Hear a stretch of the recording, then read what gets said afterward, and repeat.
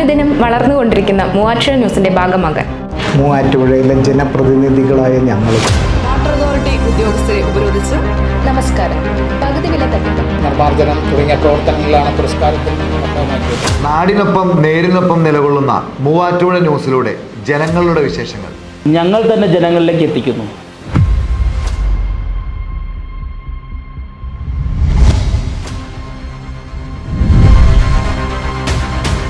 മൂവാറ്റുപുഴയുടെ വാർത്തകൾ നിങ്ങളുടെ വിരൽത്തുമ്പിലെത്തിക്കുന്ന News@8 ഇനി വാർത്താ അവതാരികയാകാൻ ഞാനും ഞാനും ഞാനും ഞാനും